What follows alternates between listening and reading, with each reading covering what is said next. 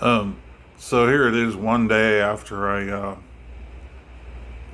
was able to create two new YouTube channels, and I realized that there are some things that I've been working on that are not related to those channels.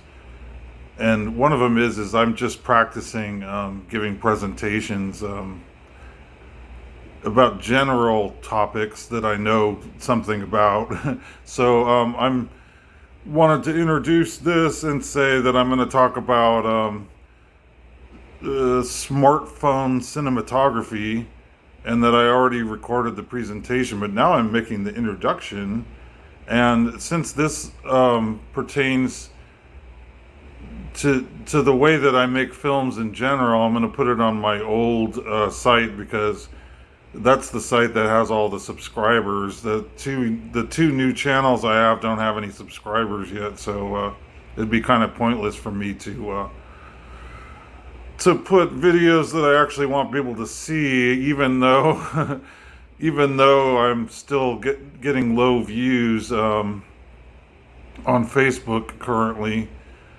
That there are still things that I want to say and make videos about, and so this is one topic that I felt that I wanted to say at least at some point for people, so that they understand what the general concepts around me making films are, so that ultimately I can make films for other people. I guess that's it. I'm not adverse to being, as they say, a hired gun. I used to do that a lot. I'm not judgmental very much, but there are certain parameters and certain things that you can get away with when you're making videos, and especially if you're making 4K videos, which are very, very clear and show everything, that you can that are kind of the limitations of the format. And so that's what I wanted to talk about in the following presentation. Smartphone cinematography. Um, I don't I don't know if people even call them smartphones anymore, but I just mean like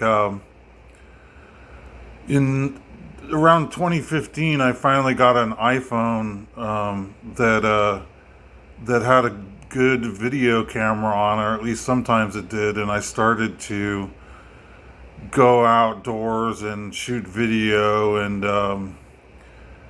the best video that I got, the quality, well, it really kind of depended, but it was like, you get better quality if it's a nice day with nice clouds, blue sky, clouds. If you go out somewhere where there's a mountain lake, or there's a coastline, or maybe a little rain or something like that, then you get what amounts to good photography, which in film is cinematography. It's like photography, but it's photography in motion. And so not a lot of people know, like where I live here. I mean, it doesn't, maybe it's not pertinent to anyone watching this video, but where I live, they filmed one of the masterpieces of silent film. It's not very well known, but in 1928, Buster Keaton, who was the number one, well, it was between him and Charlie Chaplin to decide who was the number one silent film star, I guess. But he filmed one of his most major movies in Sacramento, in Old Sacramento, which is like the historic area by the river west of downtown. He filmed a lot of it there, and he also uh, filmed parts of it, like riding up and down the river on a steamboat. There used to be a lot of steamboats even then in 1928, there was still a lot of steamboats that went up and down rivers in the USA, including the Sacramento River. There was a lot of steamboats that went up and down the river between San Francisco and Redding. Anyway, if you have a smartphone like I did, or I finally got in 2015, where I was carrying this phone around all the time and shooting video, the main thing that I focused on was cinematography, because it was a period of major change because of the politics, I guess you could say. And so it wasn't really a time that I thought, oh, I want to make really topical movies. I'm learning how to use my smartphone to shoot video, which I had some movie cameras even before that. I had like regular digital cameras that had video on them, but it wasn't until I had it on my phone that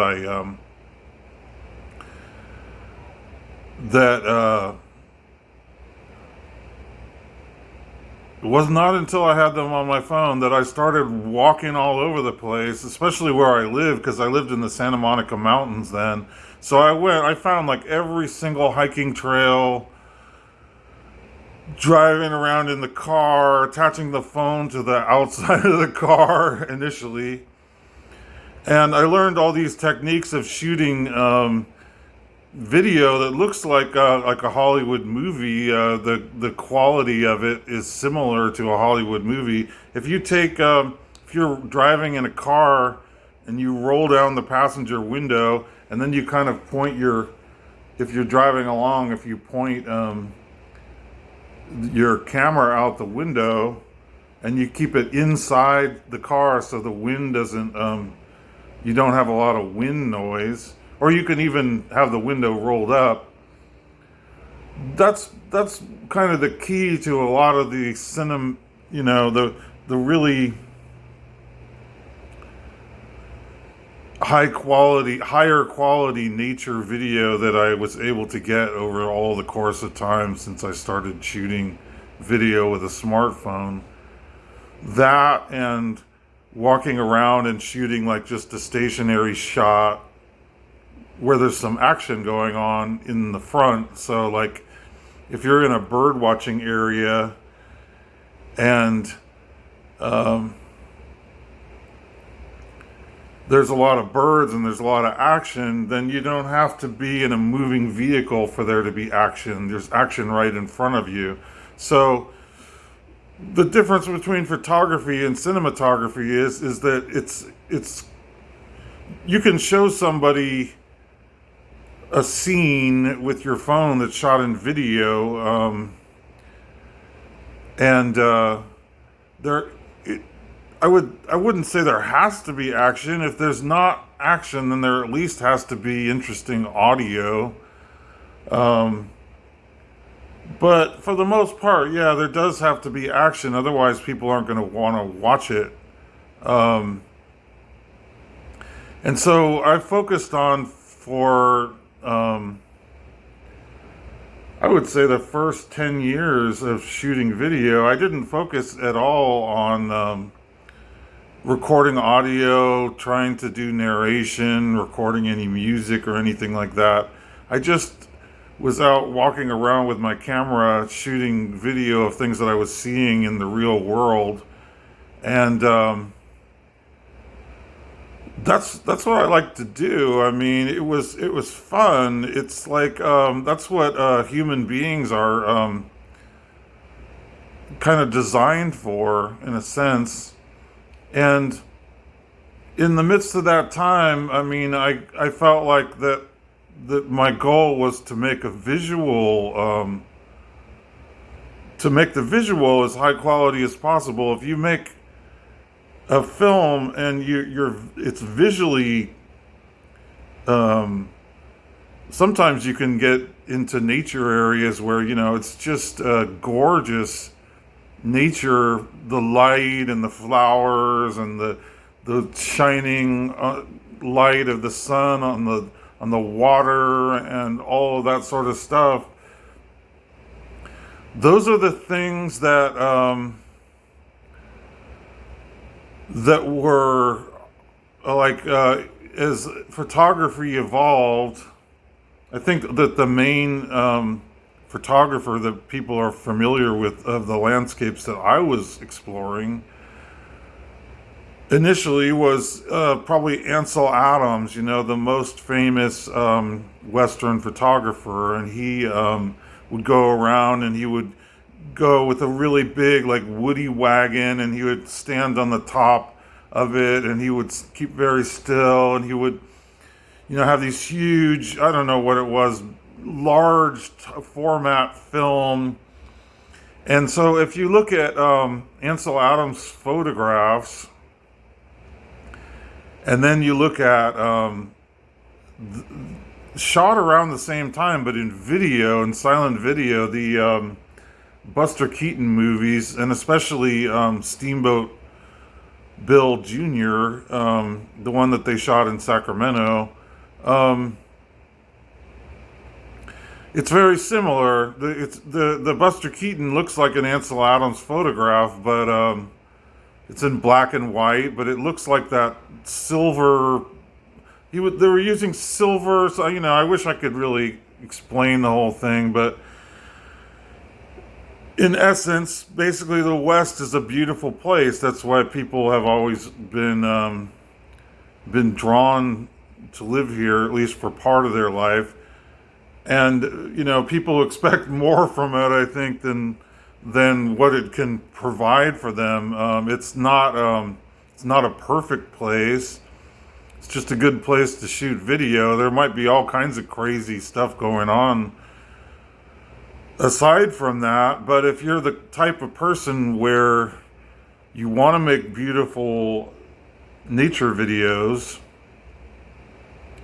with a lot of pretty colors, then you have to you have to be sort of drawn to get away from the mass of civilization and get out sort of into the countryside where the birds and the animals are hanging out, and so that you get nice nature sound. That's the other thing is, beautiful photography and beautiful moving pictures are one thing, but eventually I started getting into to the audio, and realizing that if I get myself out to an area where there's not a lot of people, that I would get really nice, relaxing, nature sounds on the soundtrack as well. So, but that's definitely more complicated, because there are not a lot of places that are like that are close to where, like a city. I mean, it works well if somebody lives far out in the country. They can go walk around and have quiet nature sounds all the time. Well, one way you can also fix it just by recording the nature sounds once and then substituting that audio soundtrack for the audio that was actually recorded. So I can, if I'm in a really noisy area, say if I'm in Yosemite and I'm recording the waterfall, but there's like a million people around me that are talking, and so it doesn't really lend anything to it. I can just borrow borrow some sound from some other film or something like that. So I still think, from the very beginning, the most important part of making films with a smartphone is cinematography, and then eventually, after really, for me, feeling like I really figured out the cinematography, it's not like the nature is always cooperating with me and providing the type of light show that I want it to be providing. But these are my main concerns as a I mean, I say smartphone cinematographist or just a filmmaker or whatever. These have been my main concerns since I started shooting video. But I've also done a lot of photography as well, and with video is so, it's kind of got like a hair trigger, you could say. It's like, you really got to go and have conditions be perfect in order to be portraying like a perfect nature scene with the sound in sync and everything like that. Can't be there can't be a broken beer bottle in the foreground. You have to, if you're shooting like 4K video, which is what I've been doing for a few years now, you can't have any garbage in the way. You can't have anybody talking in the background. It's different than photography because people who just shoot photographs only and don't shoot video, a lot of times they're trying to create a kind of propaganda, about their life. It's something that you see people do like on social networks because social networks are mostly photography based, and so you have lots of people who are trying to impress everybody else by the photographs they're taking, but you don't see them shooting video the same way because it's easy to fool people with photographs, or it's easy to create propaganda with photographs. It's much harder to create it with video. So photography and videography are two totally different things. In part, though, I mean, it's like if you're a filmmaker, you're making something that you're putting out into the world and expecting that just anybody is going to see. So I've never felt compelled to create the video so that I was trying to put forth a particular point of view or something like that, because my main interest and the thing that's brought me joy in a time of trouble. But I'm not the first person, It's like I like to go and shoot video and make artful video and all kinds of things like that. But I know I'm putting it out to the whole world, so I know that I can't just put anything out there. And also, if I'm putting something out where it's contrived and I'm just trying to trick people into taking some sort of action that they wouldn't normally take, or like lure them by showing them how ostentatious my life is by parading a bunch of I could impress people. What do I have here? I have this very impressive pair of sunglasses. As you can see, they're they're very designer. I could talk about how designer they are and maybe convince people that I'm very rich because I have these sunglasses. But in fact, well, they have to be familiar with them. They're not designer. They're from Dollar Tree. They cost me $1.25. I have I see a lot of people doing video where it's like, well, I have to show people that I'm very wealthy, so I have to have this electronic equipment for every it's just very hard to focus and talk if you've got but these actually are Tascam. They cost me quite a bit of money when I bought them, so I can really improve my status by or having a microphone or something like that. But that's, for me, it's like, oh my gosh, I mean, how phony. I'm not I'm a filmmaker. I'm not a photographer. I have to actually put forth things that are more real, because I can't create a false reality with film. The best I can do is just kind of well, if somebody's paying me to do that, I mean, I'm not opposed to doing commercial work for people where somebody's putting forth some point of view that's not necessarily, I don't agree with everything they're putting forth, but I guess I'm getting along with them well enough to work for them. So I mean, I'm not totally opposed to putting forth something in a film that has a point of view. My own point of view, though, is kind of like, well, just the things that I'm interested in. So if I'm putting forth information about something, for me, it's just like I just have certain things that I like, that I'm interested in, or things that I do often that I'm drawn to, but it's not, it doesn't have anything to do with getting drunk with a bunch of people. That's something that I left behind many years ago. So a lot of the things that I see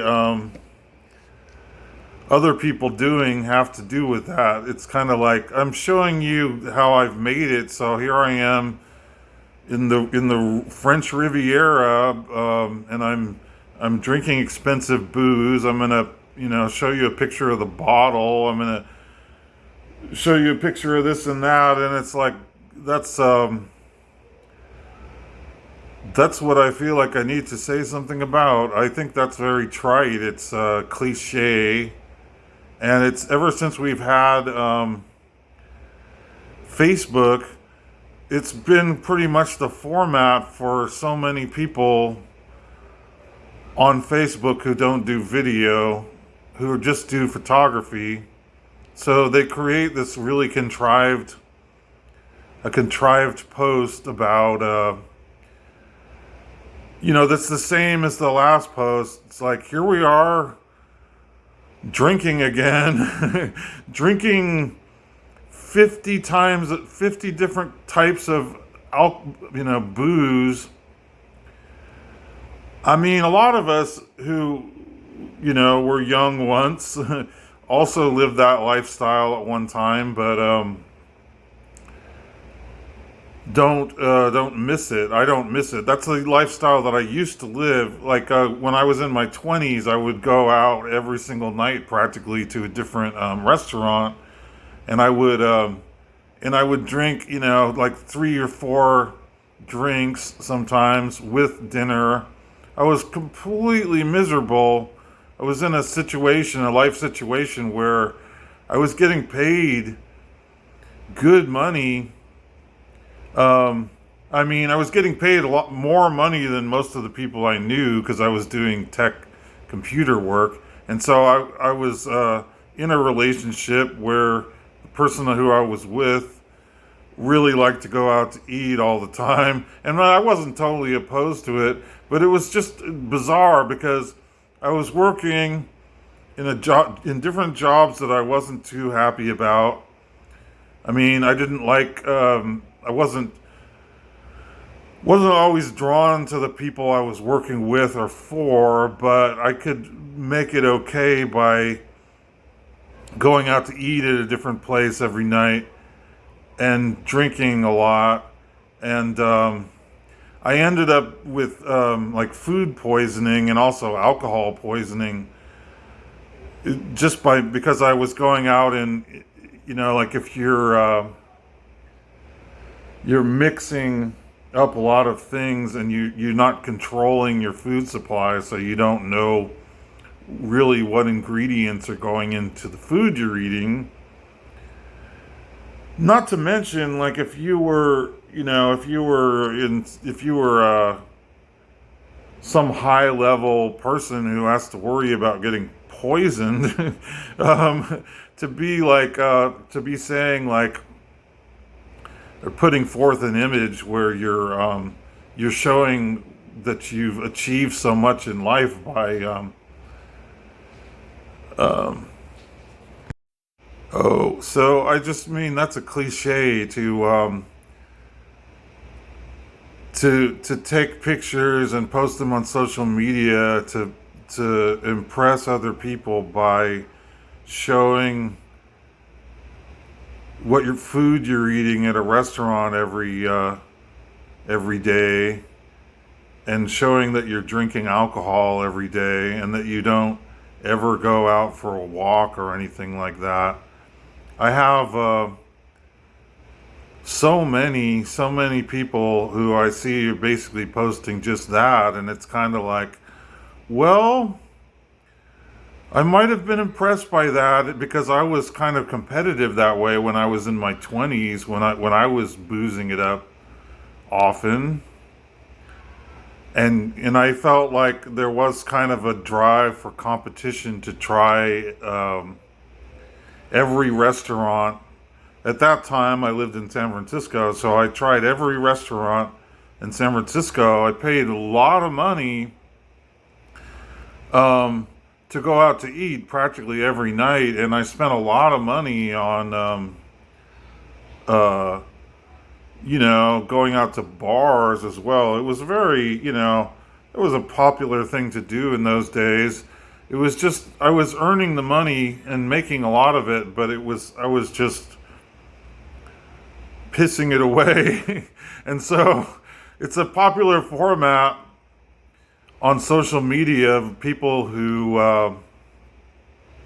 want to show how that they're rich. They have this lifestyle that they think other people are aspiring for, even though the people that maybe they're presenting it to are the same age as them. It's kind of like, well, honestly, I'll tell you, I'm 59 years old right now. I've been through so much in this life. I've been through more than maybe a lot of people have, because I had to learn how to be very self-reliant after not being self-reliant most of my life. So when people like me or anyone, they have to start living a life that's kind of more oriented around discipline. um, and maybe they missed out on that. They didn't join the military. They didn't learn that discipline that way in their youth. I mean, I was just I had a period, where I was trying to top. I would have been if they would have had social media in the '90s. Yeah, I would have been showing everybody where I was eating, which restaurant I was at every night. I would be, like, here's my friends. Here I am, friends with the waiters. Here's a picture of the lady who came and waited the table, and it's like, wow, you know everybody. You go to a different restaurant every day, and and everybody there is your personal best friend. Um, that's what I'm seeing. I don't really understand it. It's not especially now too that um, it's dated. I mean, it would have been dated before social media took over and all that. It's just ostentatious. Anyway, so that's one thing that I have an opinion about. I don't project strong political opinions out into the world in the films that I make, because what's the point? It's better for me just to project the beauty of nature, or have like a simple story. Oh, well, speaking of stories, I actually went to university and got a degree in creative writing from UC Santa Cruz. Graduated in 1989. I actually learned, storytelling and things like that at an actual university. And it was at the period of time where a lot of people that I knew were way into like beat poets and things like that. They have the City Lights bookstore in San Francisco, so a lot of people you meet at the club or something like that, they're into Jack Kerouac or something like that. But the thesis advisor I had was more he was the son of a famous Western writer, and prior to beat literature and all that being a big deal, Western literature was a big deal for many years until it kind of until the idea was is these beat writers, Kerouac, Ginsberg, Ferlinghetti, those are really the guys. We're not going to pay much attention to Zane Grey anymore or anything like that. But as you get older, you realize, like, I read, Kerouac and all that, and I'm not impressed by him at all. I mean, as an old man as I am now, he's the kind of idiot that died young. I knew not to say they were all idiots, but I knew a lot of people who thought that the kind of lifestyle that he was leading and living and describing in his books was really interesting. But to me, it's not. It's like, no, really, just like getting drunk and writing. I actually did that. I did that for a long time. I realized, if I get drunk, I can sit at a typewriter and write all kinds of stuff, and then I can revise it later, and it just is just amazing, the stuff that flows out of me. Eventually, after people stop drink, I mean, when did I stop drinking? Really, I don't know. Long time ago. I mean, I have had a drink or two since I stopped drinking like 20 years ago. It's just that you're kind of missing part of life if you're drinking all the time. I'm from my ancestry. People can say it's their ancestry and say, like, oh, I'm my ancestors drank. They were from England or France or some place where people drink a lot. I can say the same thing. But there's if you have a lifestyle where you go out and you get exercise and maybe walk around or something like that, you don't there isn't anybody who really likes to drink a lot of alcohol who wants to go out hiking all the time. I mean, you either have to decide that you're going to have an elaborate lunch every single day, drinking alcohol every single day, or is there ever a time when you're going to go out walking by yourself? Because that's what I've spent, most of the past 15 years doing myself, and alcohol would not go well with that. So it's odd that people present this kind of propaganda on social media about here's the food I'm eating, somebody else made it for me.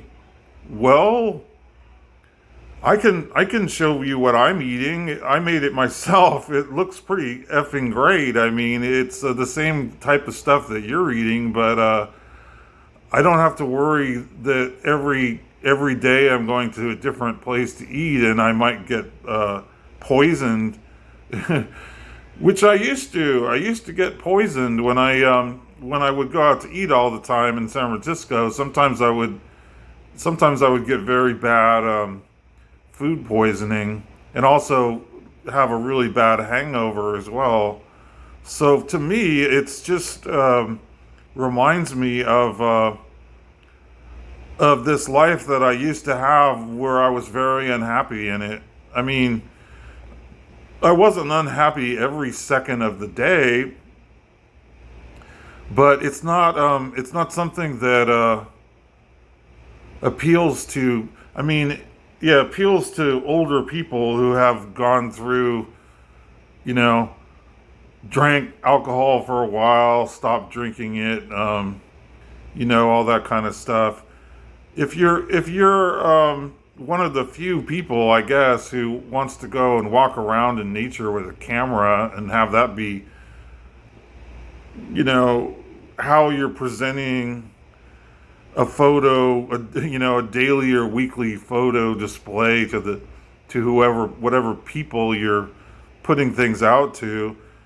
That I don't know. I had a format where I was showing what I was eating for a while too, and I finally decided to stop doing that because yeah, it's very contrived. It doesn't mean that if you have a fancy dish in front of you, it doesn't mean that you're rich.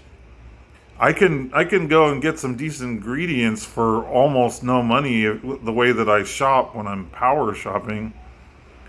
Um, and I can assemble a nice looking dish and I can sit out on the patio and, you know, have a nice meal every day. I can show you a nice looking beverage container that I'm drinking it out of, you know, because if you're if you're showing people a picture of what you're drinking, to me it just looks like wow, drinking like 6 or 7 different kinds of wine. Well, do they mix well? I mean, because when I used to do that, I used to get a really nasty hangover, even if the wine was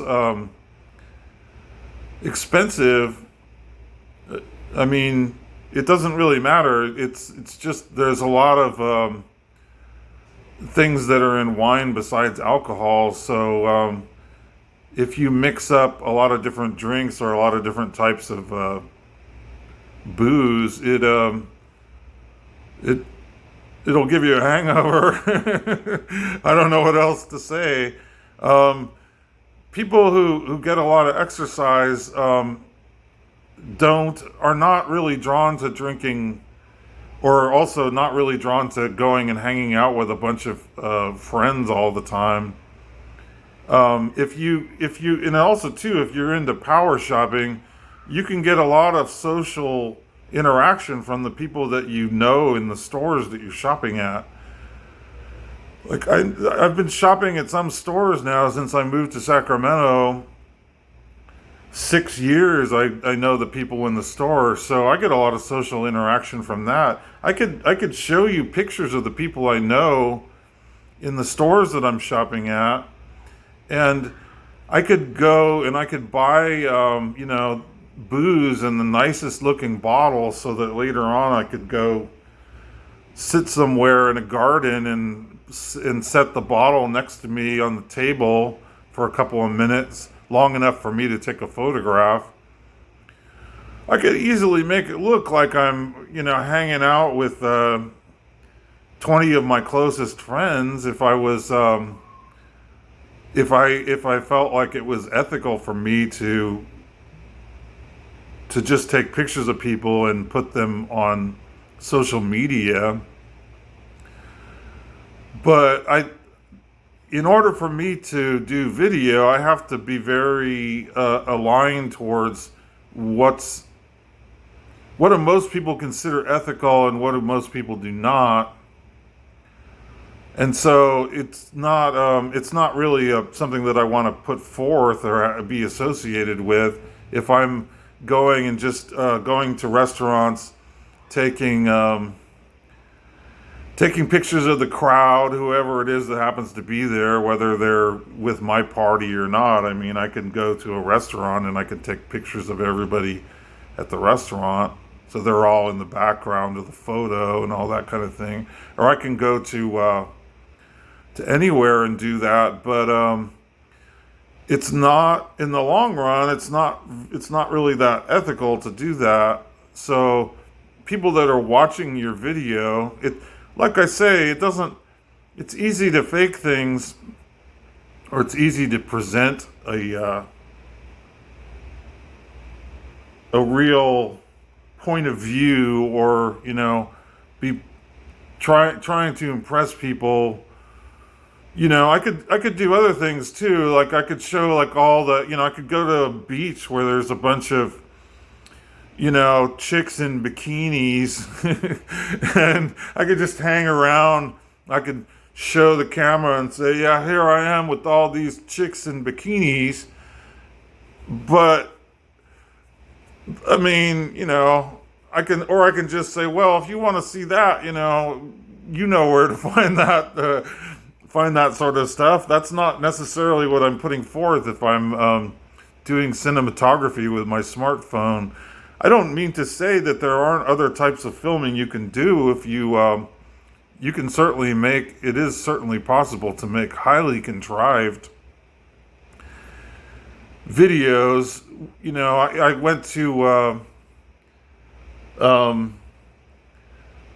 I've been to some places where there was a big photo shoot going on, especially when I lived in LA. You all of a sudden pass by somebody's doing a real photo shoot for a film or a commercial or something.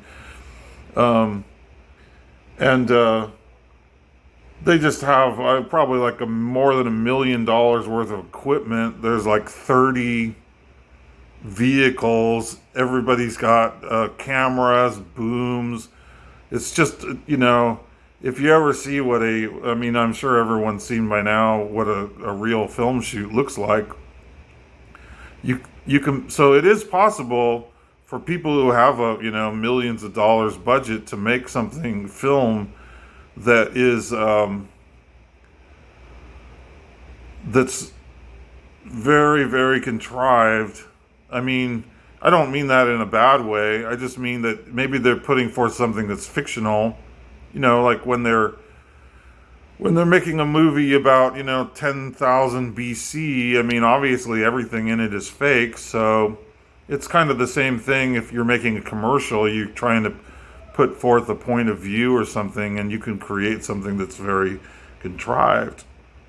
However, it's very, very difficult to do that if you're trying to make a quality video with your phone or a small camera you have, if you're just an individual or something like that, and you're basically going to capture the action the way that it is. And so if there's some kind of spin that somebody wants to put on it, they're going to have to hire a whole film crew for that. I mean, I mean, if I was shooting video for a wedding, and I would just shoot all the video I could, and then later I just have to edit out parts where something's happening that they'd rather not have in the video. People get into a fight or something, and so you wouldn't, I know not to shoot video of that, but I mean, if it's a wedding, I know that I have to actually have the video of them actually saying the vows and all that. And if they mess that up, then that's just too bad. It's just going to be in the film anyway. So it's just that there's a lot of differences in making films and making, or just shooting photographs. People that shoot photographs might include like one small video, like I say, like if it was a video, if they're posting something on Facebook, say, and they want to shoot, they have a photo of this person and that person, father of the bride, mother of the groom, and everybody's having a good time, and they're cutting the cake, and then they maybe have like one short video of them saying "I do." But you wouldn't have a long video of the whole thing, because there's parts where, people might be saying things or doing things that don't really end up being something that they want to preserve in that historical document. These are the things that a filmmaker has to think about. What I say, though, about people showing their opulent restaurant going, alcohol drinking lifestyle, I don't mean to cap on people too much who are doing that kind of lifestyle, because that's the same kind of lifestyle that I was leading for a long time. But well, that's pretty much all. I mean, I don't mean to say that it doesn't work for some people.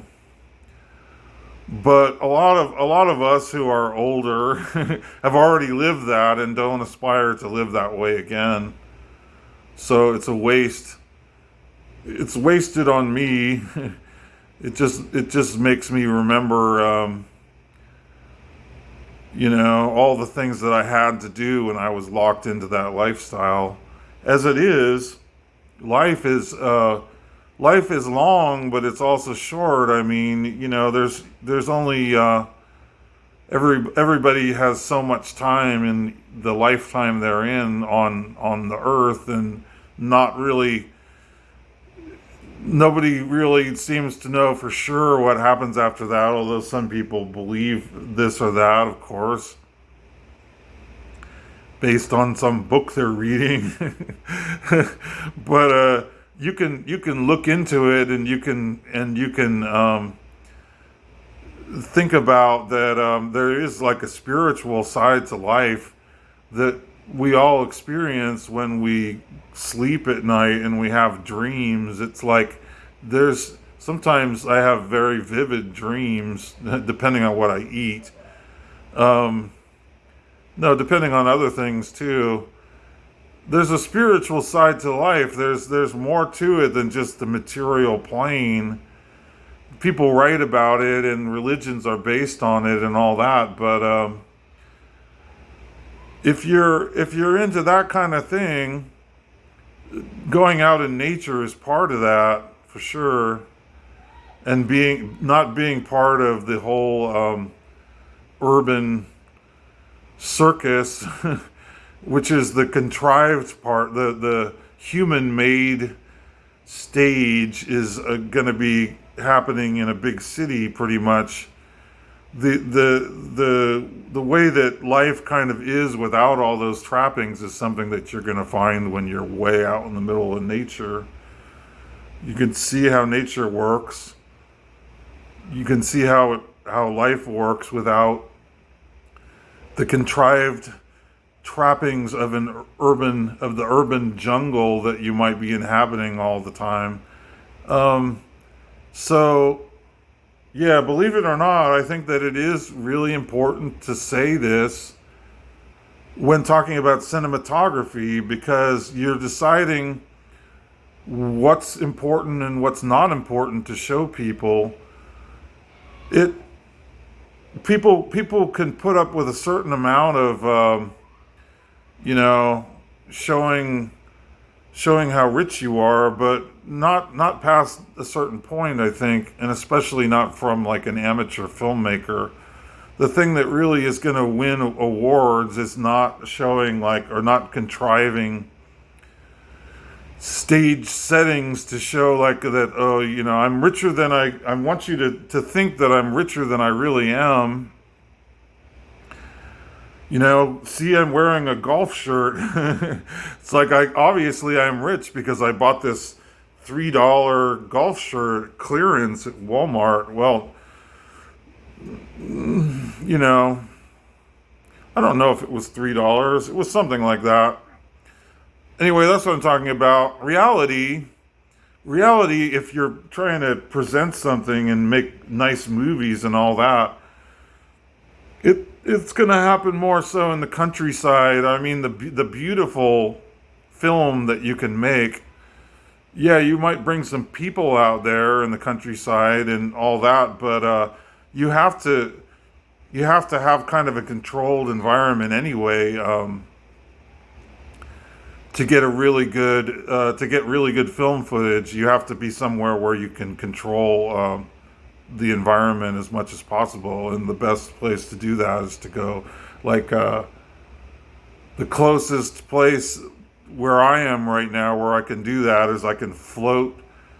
I can get my float thing and I can float out with a couple of actors out to an island in the middle of the American River here, which is in the middle of the city of Sacramento, which is the capital of California. The islands in the middle of the river, if you float up to them, there's lots and lots of places where there's not going to be any people, so you can do a whole outdoor scene with professional actors and just a smartphone in an environment like that. Even though, you might only be 100 yards from this very busy hiking trail, That's the kind of environment I'm talking about. So if you're going to do that and you're going to make high quality art, you're going to have to be bringing people that are willing to come out there with you. It's not going to work if you just have party people who only want to go and hang out at restaurants all the time. Those are not the people that are the same people that are going to want to go to the island and actually do some acting and create a, artful film. And you don't even have to bring people with you because there are animals out there that are willing to act for you. So, as a filmmaker, yeah, the key to make, something that's has high art value, film that has artful value. Some of it might be in the city. It really depends on, the film clips that I assemble, and then later end up editing. I might include some shots that are shot in the city.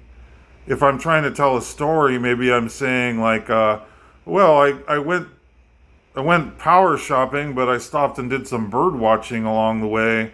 So I'm gonna include clips of, maybe a short little clip to show that I stopped at some store in the city.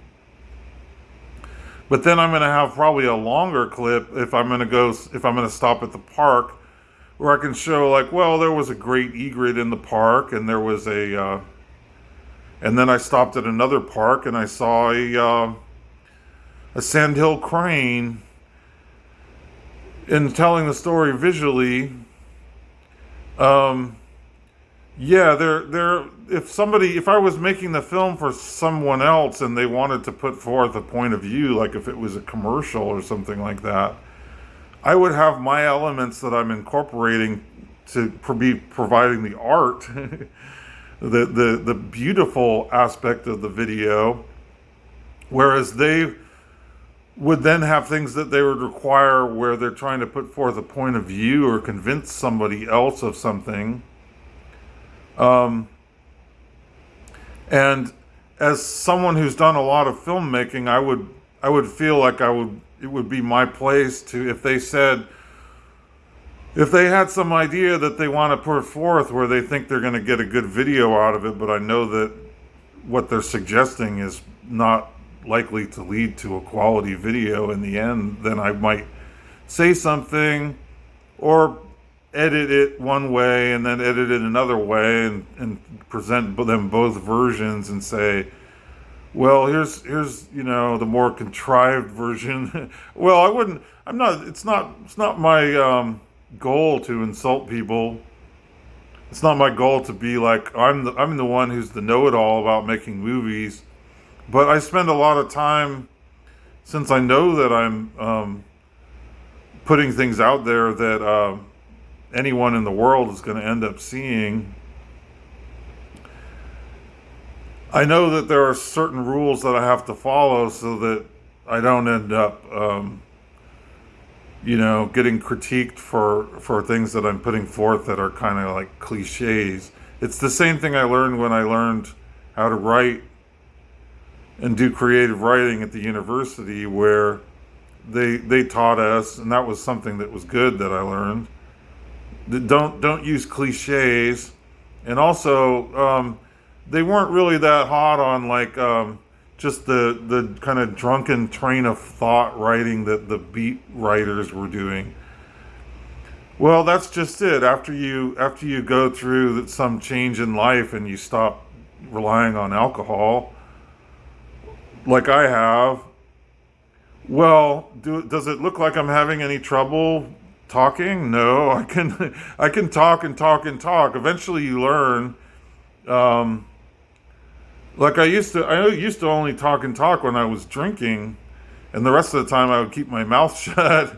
But no, it's more like you don't want to. That's not really the way either. I mean, if you're going to talk a lot, it's better if you're not drinking because you might say something stupid. You can edit it out,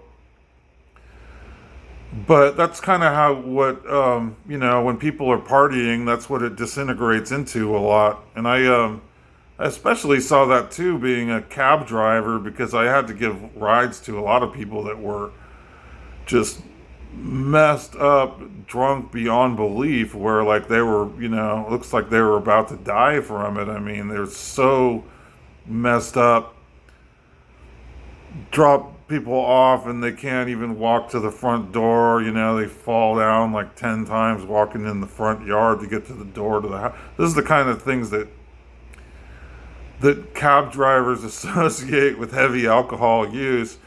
You end up seeing people in that state quite often when you're a cab driver or like a Lyft or Uber driver. So it's a totally different point of view that you end up having if you're someone who is out walking around in the country, driving, not drinking, and a whole different way of life, and a whole so it's okay with me for people who want to have that party lifestyle or whatever, and that's what they aspire to. I'm not trying to shame them or anything like that, but it's it's not it's getting less popular all the time. Like all the wineries are shutting down in California because they say Generation Z doesn't want to drink alcohol. They're not drinking alcohol, but it's not just Generation Z. It's a lot of people of all ages. Um, I don't really know why. I mean, I don't know what everybody's decision has been about it, or why they would decide to do that. You'd have to ask everybody personally, but there are a lot of alternatives, I guess. And it's just that um, I don't know. When I was showing people my herb book that I wrote in the '90s, during those days, I thought because a lot of herbs that are legal now were not legal in the '90s, and so you know it was kind of assumed that if you were partaking in certain substances, that you would have to at least have kind of a part-time criminal lifestyle in the '90s in order to be partaking in those things. But it's not. Most of the basic plants that people would want to take for their recreation or for whatever other reason are legal now. So I guess that's probably why alcohol is not as popular. It's just what they always predicted, and I think that's why other things were illegal for a long time, because they competed with alcohol. And this is so much, especially the ancestry that I have. There's so much things that little games and tricks around alcohol consumption that go back hundreds of years that people especially in Western Europe, have been doing. And so it kind of makes the whole house of cards fall apart. The fact that young people are not going to drink alcohol anymore. It's like, well, how are we gonna encourage young people to do this thing or this other thing where we were always relying on them drinking all the time before? Well, it's not for me to say, but it's clear, like, it's not just that I read the news every day very thoroughly to see what the trends are. That's another thing that's important if you're making films, is you want to know if you're accidentally putting forth some, political viewpoint or something like that in the film, like that people might misconstrue or something later. So most of the time I'm not trying to do that. I'd say about 99.9% of the time, I'm just trying to put forth like a little story, or like a story of what happened during the day or something like that. Um, when making films, it's different than doing photography. It's too complicated to fake it. So it's just something that if you're not really into, showing stark reality the way it is, the way that it comes out that you can see when you do 4K, especially because, the 4K picks up absolutely everything very, very clearly. So it's not for people. It's not for people who don't want other people to judge and scrutinize them by what they look like and what they sound like when they talk and all those types of things that are easy to fake when you're just doing photographs. If you're doing video, you have to think about how you look. You have to think about what you sound like when you talk. You have to think about if if I was really drunk right now, I would have to think about that people would probably be able to tell that and all of those things. So people that would want to get into video that aren't really prepared for that, I would have to say to them that you have to be aware that at least when you're on the camera and you're talking directly to it the way I am right now, I can't really be faking too much. I have to be. I'm not really equipped to improvise the way I am. I mean, I don't script any of the words I'm saying here. I'm just improvising the whole thing. This is also, interestingly, this is something that the beat writers were into. Like Jack Kerouac would get really drunk and he would just improvise like Charlie Parker. I'm just gonna say all the words that come out of my mouth in this teletype scroll. I mean, I knew everything about these guys, but humans have a natural ability to do that without getting messed up. So it doesn't impress someone like me who gave up alcohol kind of a long time ago to read a book that's written by some young guy, as he was at the time, where he's just like, wow, and things and bright lights and booze, and it's like, wow, Jack, it's too bad you died so young.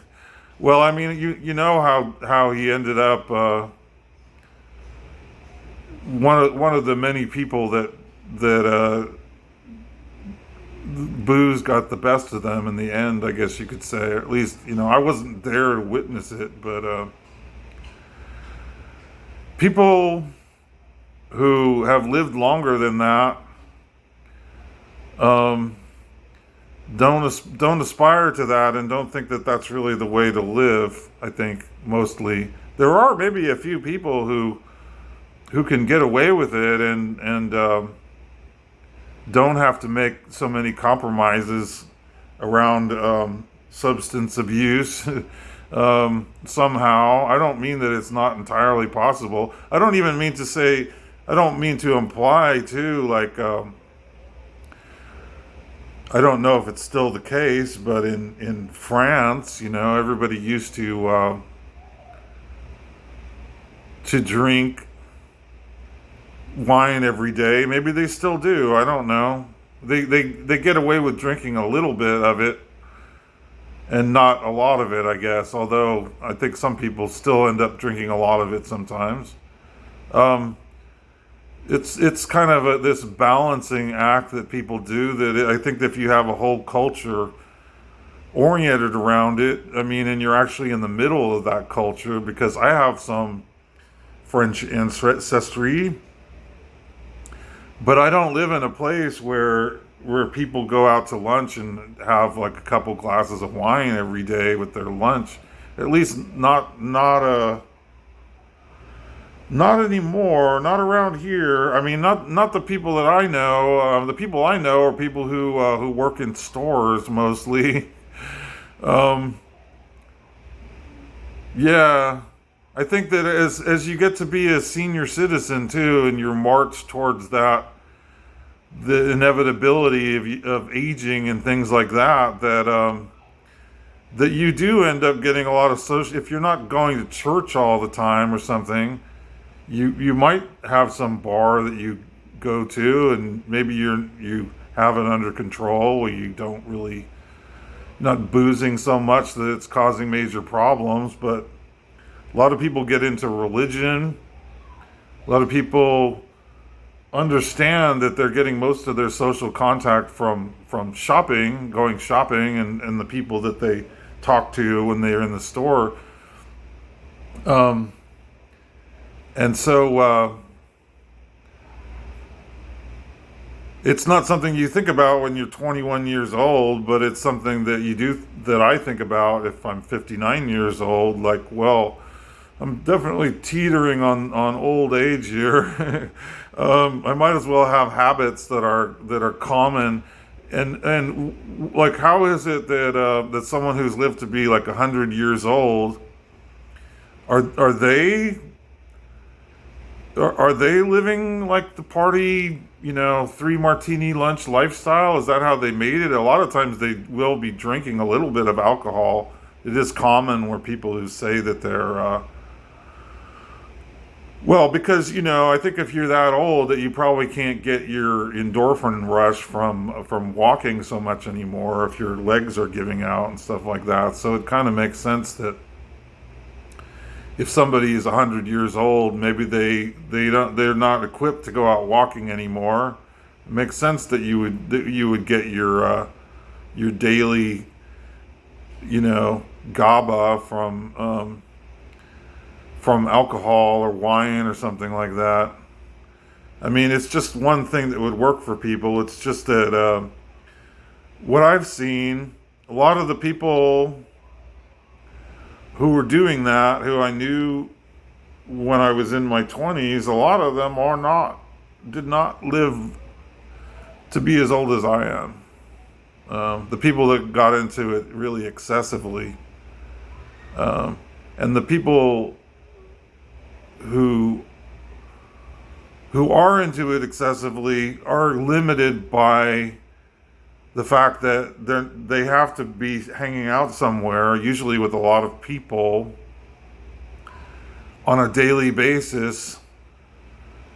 They're not free to roam, and it's if you're not into substance, like I'm not much into substance. In fact, like if I'm out driving around and shopping or things like that, I mean, I'm getting a lot of endorphin rushes from the little like the hunter gatherer kind of things that a human is naturally evolved to get their endorphin rush from, like going out in the jungle and finding some coconuts in the tree and getting the coconuts and putting the coconuts in the dugout canoe and taking them back to the village and having a coconut drinking party. It's kind of the same if you go and you find a nice cooking pan or a decent cookbook, or you go and you find maybe some clothes or fruits and vegetables, which you can find in an urban area, which is what they base like video games on too. You're going and you're getting something, you're hunting and you're gathering. So people, as they get older, they can decide whether they want to remain stationary with a bunch of people in a restaurant or a bar, or they can train themselves for not just in the old age, but it's like I'm training myself so that I'm physically fit, so that I can continue to go out and get my endorphin rush from not really not really hunting and foraging, not hunting for bargains. Anyway, that's kind of the long rambling version of cinematography. It really amounts to what it is that you're showing people. Well, you're showing them the lifestyle that you have, if you're showing them the lifestyle you have to kind of you start out when you're faking it. You don't really have the lifestyle you're presenting. Go through the photographic period of where I can fake it, and I can take photographs at least, and the rest of the time I'm miserable. But if I was not faking it, then I could actually be shooting video too. It's just that you're trying to present something, and if it's not the way that your life actually is, or if there's some aspect of it that you're exaggerating, it doesn't work to make videos about it. Yeah, videos have to be done a certain way. You could still be living a fake life and taking photographs, and then occasionally sneaking off by yourself and hiking around and shooting, reality the way that it is, and the harsh, or not necessarily harsh, but the law of the jungle and what's happening in nature. I can go and be partying at the luncheon, and then go, get a cab and sit there in the cab and sit there and take pictures out the window while I'm driving by the nature reserve. So it is possible for people who have that lifestyle to start out and do little things that are not that lifestyle, until eventually you realize that you're really getting the rush on a daily basis from these little things that you're doing, and you can get it from drugs and alcohol too, but humans are designed to get those little daily rushes from the things that they're doing when they're out walking around. I mean, that's one way to do it. You can either get it from, substance, and be sitting and be sedentary all the time, or you can have a lifestyle that's more oriented around roaming and finding things when you're out roaming, and maybe buying things. Maybe you see your friend, and your friend gives you something, and so it's like the little endorphin rushes that you get come from that. It's not the same way that maybe it used to come from going into a bar where you're gonna have a beer and you feel good then. Eventually you realize, or not everybody realizes that you're getting the rush from being a human and doing regular human things like walking around and hunting and gathering in the modern, in the postmodern world, however we do it this way. So, and then to show that's something that's worth showing, because you're kind of saying in a non-verbal way, like, well, this is a good way to live. This is a way that I enjoy to live, and I'm getting pleasure from living this way. And it's a way that most people think, like, well, that's kind of sort of maybe a more healthier way. I mean, you being more like an athlete. Athletes are kind of honored and respected, sometimes more so than people who have other habits. So ultimately, you want to be if you're making movies and you're trying to create, and you're shooting them in 4K on a 4K phone, which is what I have, which is what I'm shooting this on. It's totally essential that at least while you're shooting it, that you're not putting forth something that's contrived that people are going to be not fooled by, and so end up rejecting because it's a contrivance. I guess that's the thing.